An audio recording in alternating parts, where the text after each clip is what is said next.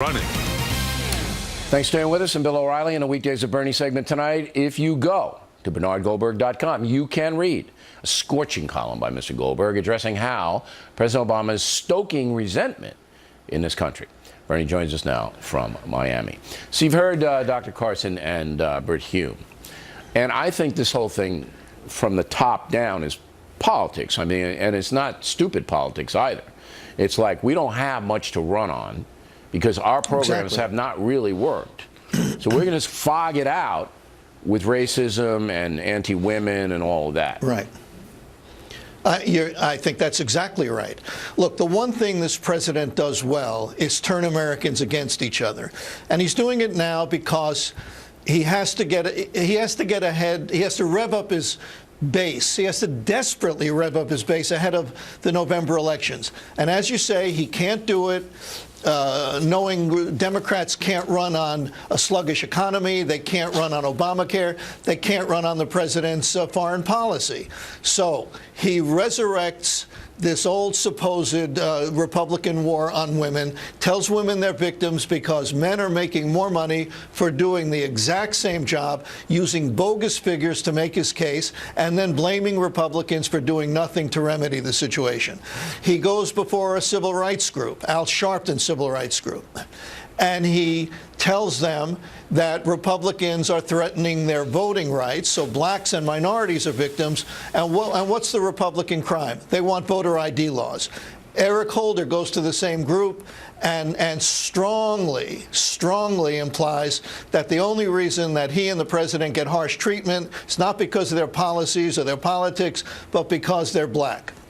Now, and the president is always waging class warfare. It is never, ever a good idea for the president of the United States to stoke resentment. Never. But this president told us that there would be no more black America and a white America, a red state America and a blue state America. There would be one united States of America. That president, that Barack Obama, doesn't exist anymore. And Bill, forgive the cynicism, but I don't think he ever really existed. All right. Now, it's impossible to say. I'm going to ask you the same question I asked Hume and Carson. When a guy like Eric Holder gets up there, I think he believes what he says. Now, you're implying that Barack Obama doesn't, that he used this whole thing and continues to use it to advance himself politically. But Holder, I think, you know, if you were to read his mind, he goes, hey, look, they don't like because I'm black. No, look, black people and white people have two different histories, okay? The twin devils of slavery and segregation does something to the psyche. We have two different perceptions of things because of our two different histories. But let's not pretend that these guys aren't doing what they're doing for cheap political reasons. They have to rev up their base.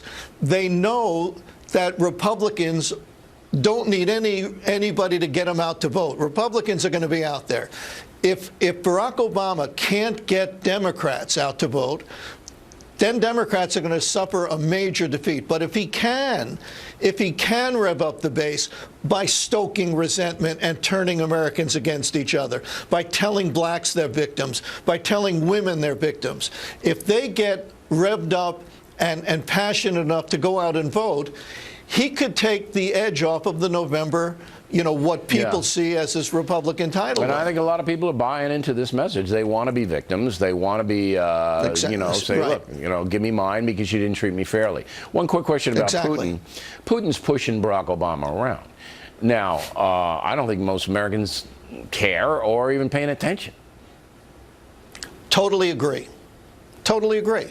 I mean, nobody wants to go to war. Even people who despise Barack Obama don't want to go to war for the Ukrainians, that's for sure. So we got into this situation because you draw red lines with Syria and you don't do anything. That doesn't help the situation any. And now, you know, I don't have any solution for what the president should do except for economic sanctions. But his foreign policy is one of the things that's in a shambles, along with a jobless recovery, a mainly jobless recovery, along with Obamacare. They can't campaign on any of those things. Yeah. All right, Bernie Goldberg, everybody. In one footnote, because of Passover, we taped Mr. Goldberg earlier in the